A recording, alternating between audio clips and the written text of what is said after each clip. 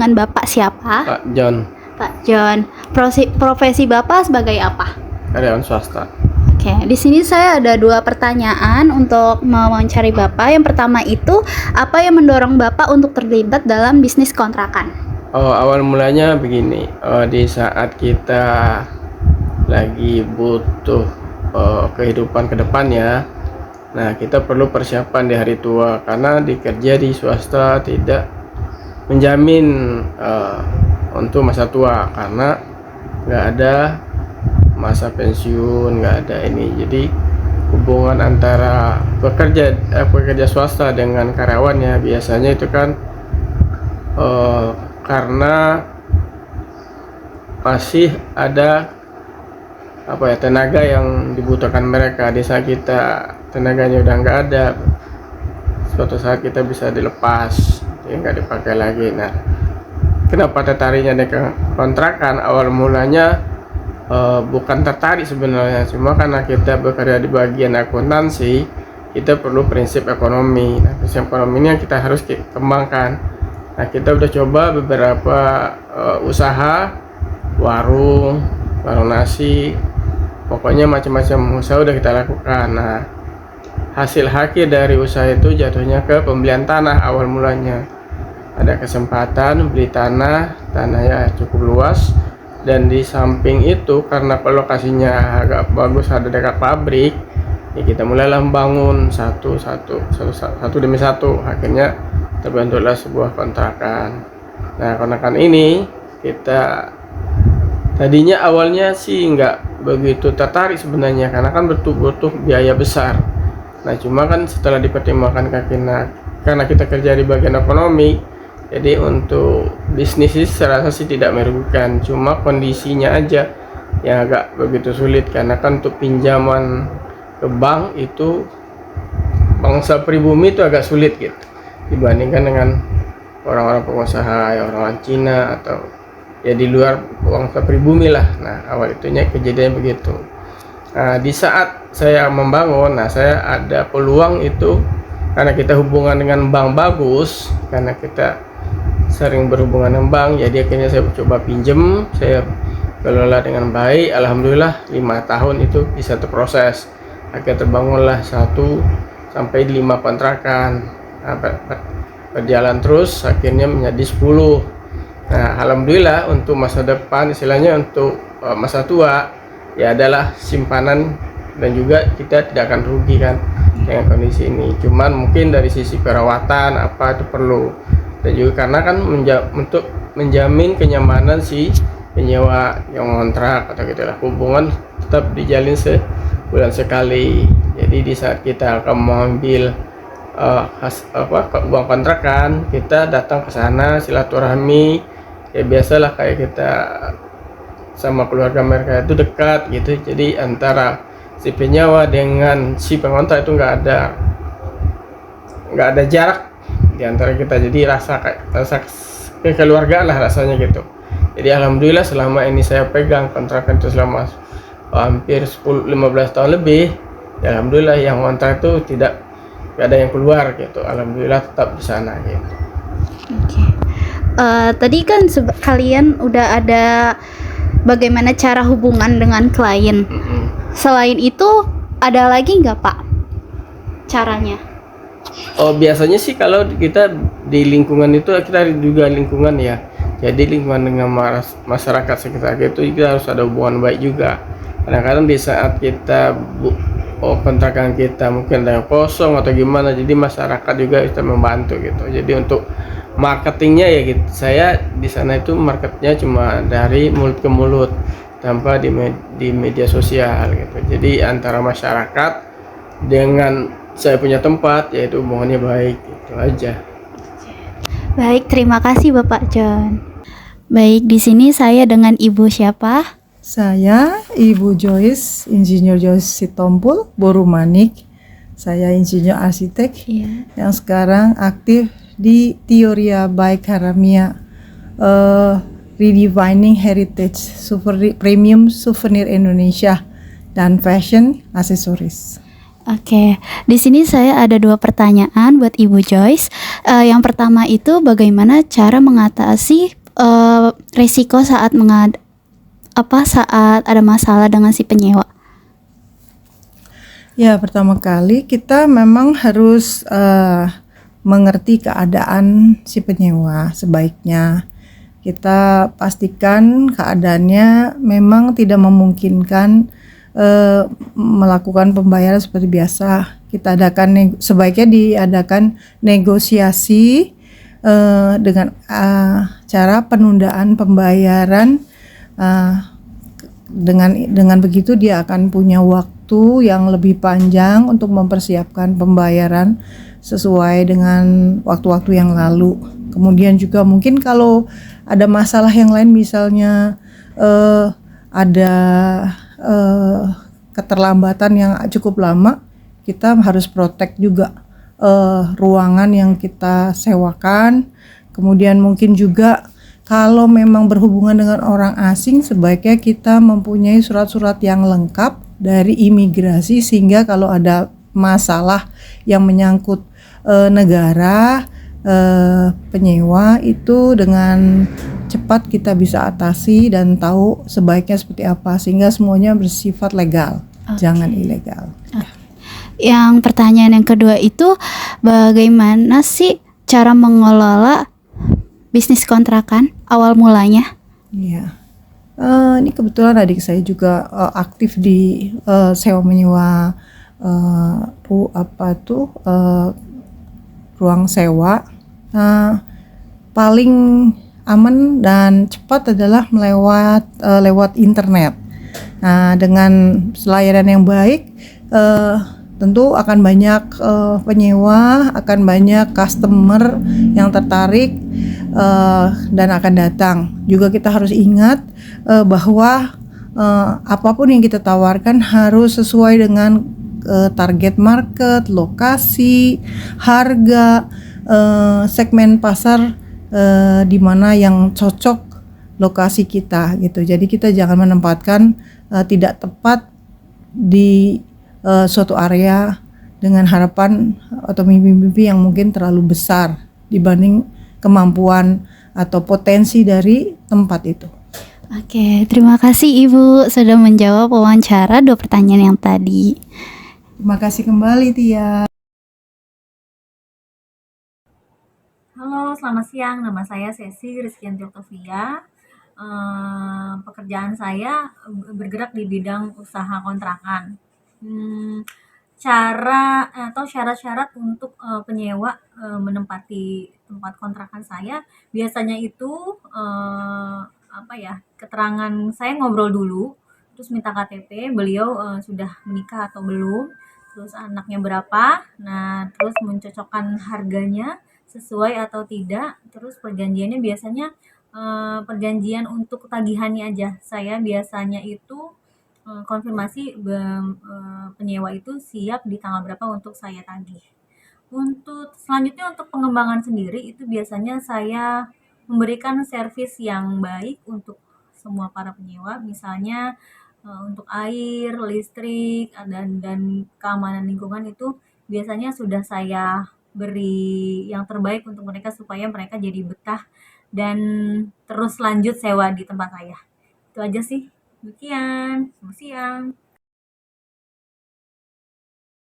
Jadi saya mempunyai kontrakan 10 pintu. Biasanya perjanjian yang saya lakukan pada saat pengontrak datang itu yang pertama saya mintakan identitas KTP, terus kedua disepakati untuk pembayarannya di tanggal berapa, yang ketiga mungkin peraturan-peraturan yang berada di dalam kontrakan harus diikuti. Terus lagi ya, udah sih itu aja sih. Terus untuk mengembangkan kontrakannya ini biasanya saya sisihkan dari biaya masuk berapa persen, sisanya untuk maintenance seperti itu. Terima kasih. Jadi di sini saya akan mewawancarai dengan Ibu Ina, dengan Ibu Ina. Ibu Ina ini profesinya apa? saya ibu rumah tangga. Di sini saya ingin mewawancarai Ibu tentang yang pertama itu bagaimana Ibu mengelola kontrakan. Dalam mengelola kontrakan ya, ini mulai dari start awalnya gitu. Iya. Jadi waktu itu saya punya ada sedikit rezeki lah ya, terus saya buat rumah kecil gitu ya, berupa nanti saya kos-kosin kayak gitu. Tapi itu juga nggak banyak ya, cuma sedikit. Tapi alhamdulillah dengan hasil dari situ bisa menambah tabungan lah, paling tidak ya saya bisa punya tabungan di sini. Kalau mengelola resikonya itu seperti apa sih Bu?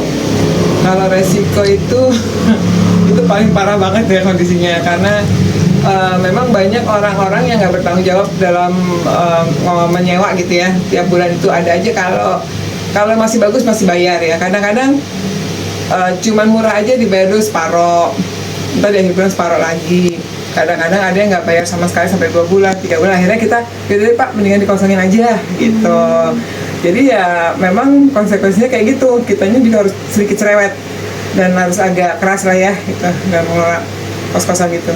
Oh, itu saja ya Bu? Iya. Baik, terima kasih. Oke, makasih. Halo, selamat sore. Selamat saya Wahyudi. Saya mempunyai beberapa kontrakan dengan jumlah 10 pintu. Dengan beberapa pintu ada di beberapa tempat. 10 pintu dikali 3 berarti. Saat ini saya melakukan perjanjian dengan penghuni yang akan melakukan sewa. Itu melalui perjanjian. Dengan satu perjanjian menggunakan dasar KTP jika dia belum menikah. Kalau dia sudah menikah, diharuskan atau diwajibkan mempunyai akta nikah atau buku nikah sesuai dengan undang-undang, atau minimal dia mempunyai bukti telah menikah. Perjanjian ini dilakukan selama sewa atau perjanjian waktu tertentu. Sebelumnya dilakukan interview atau wawancara secara lisan berapa bulan dia akan menyewa, dan kita akan melakukan legalitas melalui dilakukan melalui perjanjian dengan saya dan penyewa. Untuk saat ini proses pengembangan kontrakan saya dalam kurun waktu tertentu. Misal sekarang saya mempunyai 10 kontrakan, dalam waktu ke depan selama 5 tahun atau 10 tahun kita menyisihkan hasil dari uang kontrakan tersebut.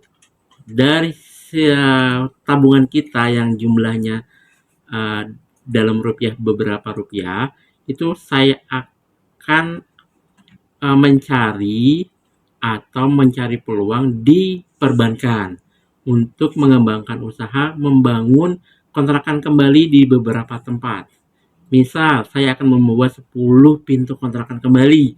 Berarti tabungan saya yang telah tercapai selama 5 tahun kemudian ditambah hasil pengembangan usaha melalui jalur perbankan untuk memenuhi kebutuhan RAB kontrakan tersebut. Sekian dari saya, terima kasih. Baik, di sini saya ingin mewawancarai dengan Bapak siapa dan profesinya sebagai apa? Saya dengan Farhan, profesi karyawan swasta. Di sini ada 2 pertanyaan yang ingin saya tanyakan. Yang pertama itu, bagaimana sih Bapak mulai bisnis kontrakan? Pada awalnya sih itu cuman sebagai ini ya, kayak investasi jangka panjang. Dan awalnya juga mungkin ada struggle ya buat saya. Cuman seiring berjalannya waktu itu jadi ya kita lebih biasa, jadi lebih aman. Jadi cuma buat investasi jangka panjang aja ya. Nah, yang kedua itu bagaimana cara mengatasi jika Bapak mengalami masalah dengan si penyewa atau si penyewa ada masalah gitu deh? Buat saya pribadi, kalau saya nerapin sebelum kita ada perjanjian ini, maksudnya sebelum penyewa sewa ke saya itu nerapin kontrak. Jadi di situ ada klausul-klausul yang harus dipatuhi sama penyewa dan ada kewajiban-kewajiban saya sebagai pemilik juga. Jadi semuanya sudah tertera di situ dan jelas. Baik, jadi ya kalau ada masalah tinggal itu aja ya. Betul. Kasih. Sama-sama. Nama saya Susi. Saya saat ini sedang berusaha untuk mengembangkan kontrakan rumah. Kalau mau kontrak di tempat saya itu nggak terlalu sulit, syaratnya hanya memiliki KTP, kemudian setiap tanggal 25 itu akan ada jatuh tempo untuk yang per bulan. Untuk yang per tahun itu nanti ada syaratnya tersendiri. Kemudian saat ini saya mau mengembangkan usaha kontrakan saya ini yang semula hanya 10 pintu menjadi 2 kali lipat menjadi 20 pintu. Caranya dengan menyisihkan sebagian dari pemasukan kontrakan yang sebelumnya dengan menyisihkan sebagian keuntungan dari kontrakan saya yang lama, kemudian saya juga punya investasi di bidang lain, saya akan membangun dan mengembangkan kontrakan saya itu menjadi 20 pintu. Semoga ada jalan ke depannya dan kontrakan saya akan lebih banyak lagi dari sebelumnya. Terima kasih. Oke, di sini saya akan mewawancarai dengan Ibu siapa? Ibu profesinya sebagai apa? Ibu rumah tangga. Di sini ada 2 pertanyaan. Yang pertama itu bagaimana menghadapi resiko di saat kontrakannya rusak? Ya, kita harus memanggil tukang di saat kontrakan ada yang rusak.